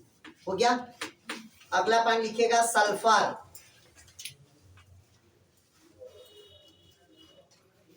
अगला क्या लिखेंगे? सल्फर। लिखिएगा सल्फर। लिखिएगा पौधा सल्फर को सल्फेट के रूप में ग्रहण करता। लिखिएगा पौधा सल्फर को सल्फेट के रूप में ग्रहण करता।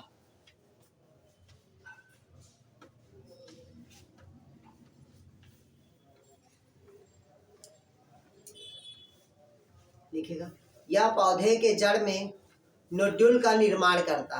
नोड्यूल मतलब समझते हो, गांठ का निर्माण करता है। लिखिएगा यह पौधे के जड़ में नोड्यूल का निर्माण करता है, गांठ का निर्माण करता है। चना में तो गांठ होता है। और इसी कारण होता है सल्फर के।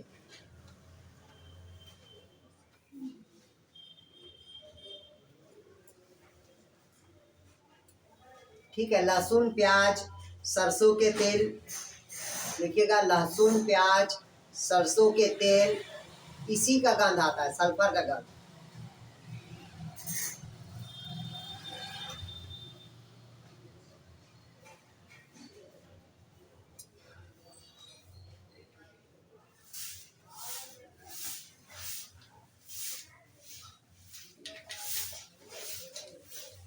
हो गया यार। अब इसकी कमी से ज्यादा नहीं है यार। कोशिका विभाजन की वृद्धि रुक जाती लिखा है। ठीक है, उसमें कमी को मत लिखो। ठीक, बस ये लिख लो कि नहीं सल्फर। ठीक है, अगला लिखेगा मैग्नीशियम। अगला लिखेगा मैग्नीशियम, Mg।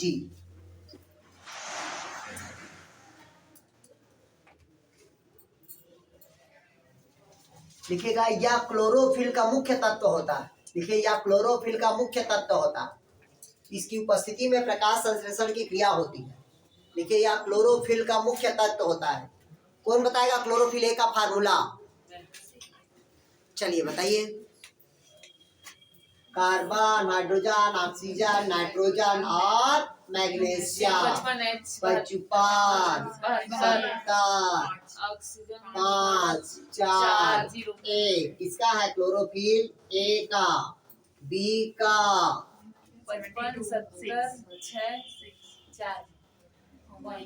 आया समझ? नहीं आया? यह क्लोरोफिल का मुख्य तत्व है। इसकी उपस्थिति में प्रकाश संश्लेषण की क्रिया होती है। देखिए यह क्लोरोफिल का मुख्य तत्व है। इसकी उपस्थिति में प्रकाश संश्लेषण की क्रिया होती है।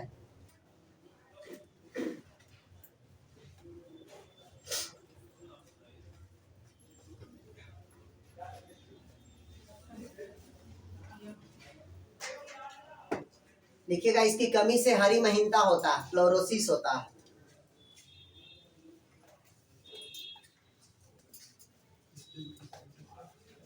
इसकी उपस्थिति इसकी कमी से नेक्रोसिस होता है, हरी महीनता होता है। सॉरी क्लोरोसिस होता है, हरी महीनता। हरी महीनता, हरी महीनता।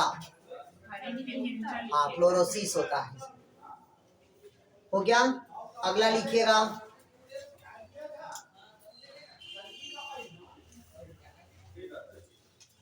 अगला लिखिएगा आयरन। लिखिएगा आयरन।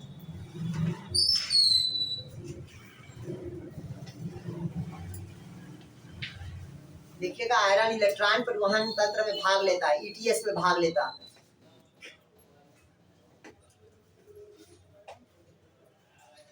ईटीएस में भाग लेता है मतलब समझते हो? फेराडॉक्सिन में भाग लेगा, ईटीएस में भाग लेगा, साइटोक्रोम में भाग लेगा। नहीं है समझ यार? जितना भी साइटोक्रोम से रिलेटेड रहेगा सब में कौन भाग लेता है आपका? तो आयरन लेगा। इसमें पोरफायरिन का रिंग बनता है। लिख लो, पोरफायरिन का रिंग बनता है।